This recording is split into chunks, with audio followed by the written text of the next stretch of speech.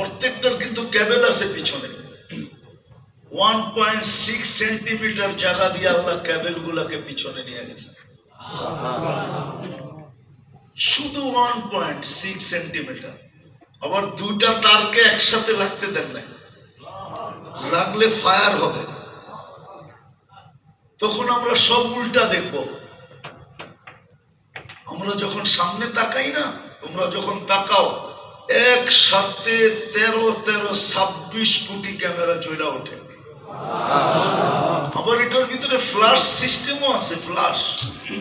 যেমন তোমরা ছবি তুলতে ফ্ল্যাশ করো, ফ্ল্যাশও আছে। এটা বুঝা গেল এই শরীরটা চালায় বিদায় চলে, এটা প্রযুক্তি দিয়ে চালানো যায় না। একজনকে চালাইতে গেলেই মনে হয় একটা দেশের সমান জায়গা লাগতো, না জানি কত লক্ষ কোটি ওয়ার্কার লাগতো।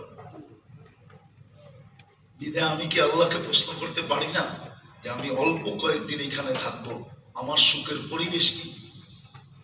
বিবেক এটা বলে কি বলে না?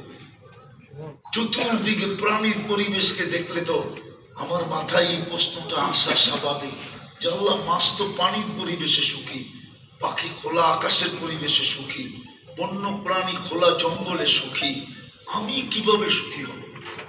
আমিও তো হ্যাপি হতে চাই না, শুধু কেকই হ্যাপি হবে। আমি তো বলি মানুষ কেক কাটে কেন জানেন? আবার সারেরা রাগ হয়ে যায় কিনা বলবো। কেক কাটে কেন জানেন? রাগ হয়ে কাটে যে হ্যাপি হওয়ার কথা ছিল আমার, তোর গায়ে কেন হ্যাপি লেখা? এই জন্য তোরে টুকরা টুকরা টুকরা করবো আর খাইয়া তোকে ভেনিশ করে দিব, যাতে তোর অস্তিত্বই না থাকে।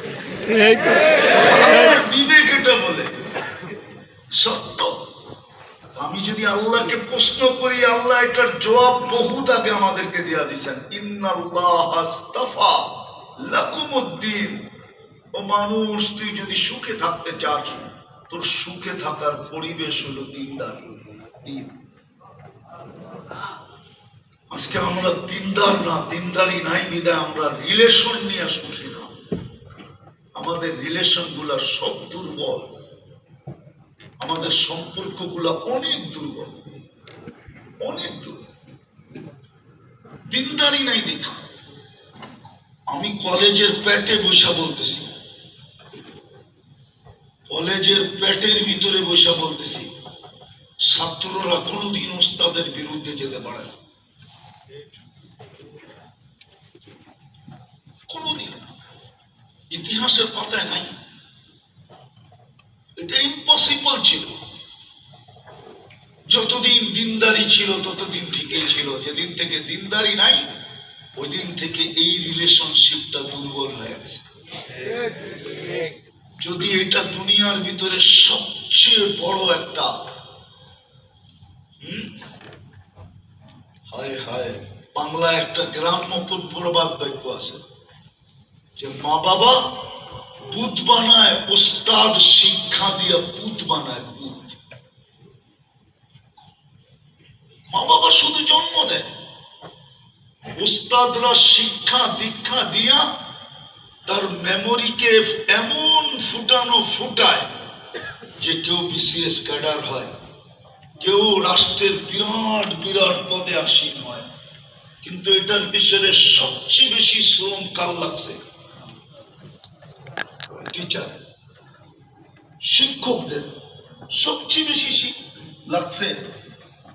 হ্যাঁ, ওই শিক্ষকের হাতেই যখন ছাত্র হাত করি পড়ায়, বলেন এই দুঃখ রাখবো তো রাখবো কোথায়? কেন এরকম? ওই যে আল্লাহকে প্রশ্ন করলাম আমি সুখে থাকতে চাই, আল্লাহ বলে তোর সুখের পরিবেশ হলো দিনদারি। আজকে দিন ছাড়ার কারণে হয় একদিন ছিল, আর লম্বা করা যেতেছে না, আসরের সময় হয়ে গেছে।